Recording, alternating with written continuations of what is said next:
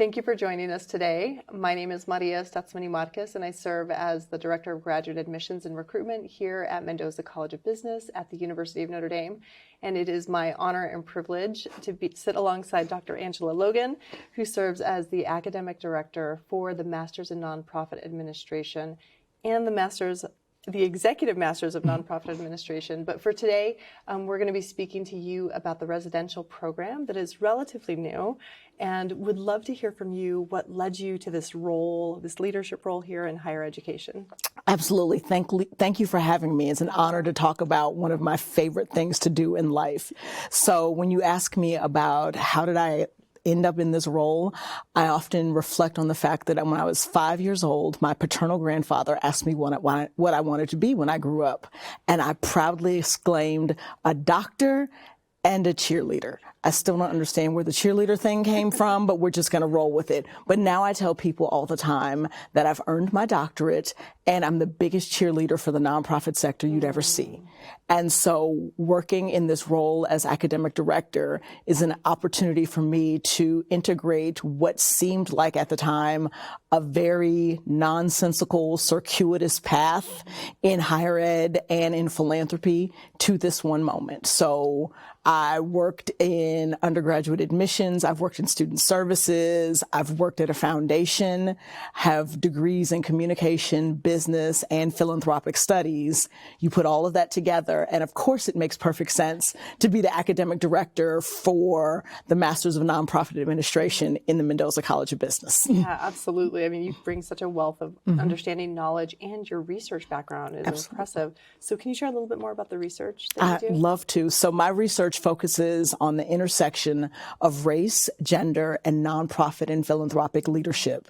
So it's thinking about what impact does being a person from a historically marginalized population and being a woman have on your leadership roles. So it's thinking about what differences do these leaders bring, what similarities do they have with other leaders from different backgrounds, and also what impact does their leadership have on their staff, and more importantly, the clients and the community that they serve. Because if we all know that representation matters. Yes. So if you see someone who looks like you in leadership, that changes your perspective on what you can do.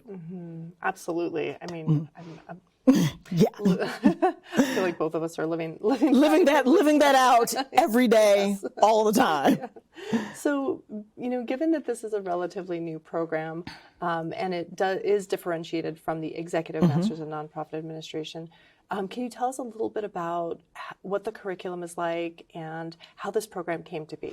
Absolutely. So the Executive Masters of Nonprofit Administration existed since 1954. But as we continue to grow and evolve and develop, we began to look at the landscape and realize that folks who were younger and younger had discerned earlier in life that they wanted a career in the nonprofit sector. And so we wanted to give them a space to find their voice and figure out how to have the skills necessary to go into the nonprofit sector. So fall of 2019, we launched our inaugural cohort of the Masters of Nonprofit Administration, which was a great time in the world to launch a new program, I can assure you.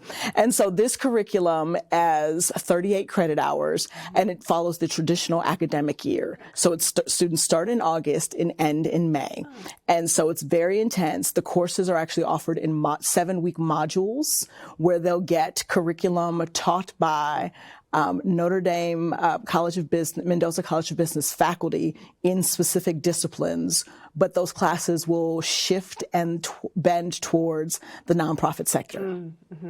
So when people compare the MBA to this program, like how does it differ? So it differs in terms of the focus. We have the same faculty. Yes. And so the faculty who teach accounting to the MBAs often teach accounting to our MNAs, but their perspective is different. So they'll bring in, I tell my students day one of orientation, I don't need you to be an accountant.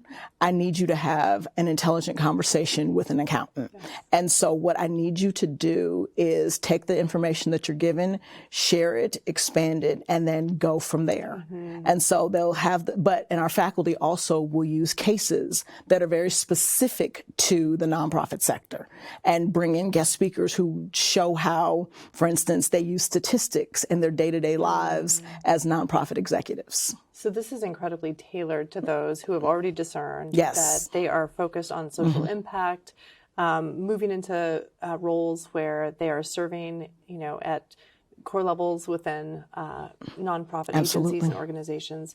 So yeah, tell us a little bit about the students. I'm, kind of inferring here what the students desire, right? Or what their desired outcome is. But what do you see? Who are the students that make up the program? Typically, they are maybe no more than 2 years of work experience. And so they're thinking about, they want to go into fundraising or they want to go into programming. And so they think about this. And so we tailor their experience to kind of meet their needs. One thing that's also different and unique about this program from other graduate business programs is that we offer what's known as a practicum. And so over the course of 2 modules, starting from just after fall break to just before spring break, students are placed with a local, regional, or sometimes national nonprofit, and they do about 5 to 10 hours a week. I often say it's more than an internship, less than a full-time job, but everybody at the nonprofit needs to know how to run the copier. And so our students have the opportunity to work on tangible, meaningful projects and programs for their organizations, and the organizational partners have been tremendous. And what's been really neat to watch with each of these cohorts is that students often get job offers from the practicum placements. Wow. And so that is actually it's been one of my big goals for the program, is that in a perfect world, an MNA alumna would hire an MNA alumna, and then their organization would serve as a practicum placement.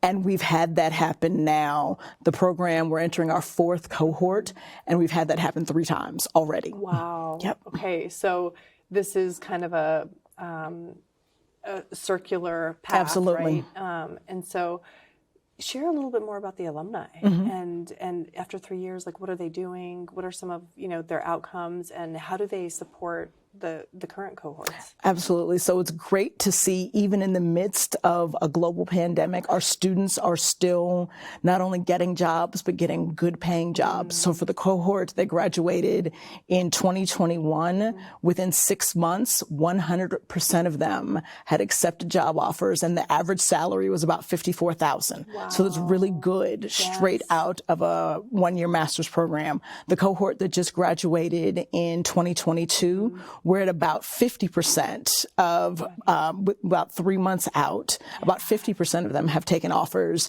and that salary average is about $56,000. Wow, so you're seeing that increase. You're seeing the incremental increase, and they're working at amazing organizations, both locally, regionally, and nationally. So we have folks working in professional sports.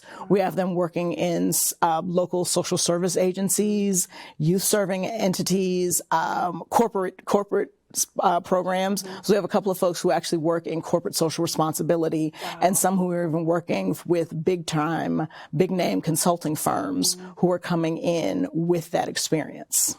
That's impressive. It really is. I'm so proud of them. Yeah. What would you say makes you proud of the programs as they've developed? I love the collegiality and the collaborative spirit of our students. You often think when students are getting graduate business degrees that there's a sometimes unhealthy level of competition, but our students are all working together towards the common good.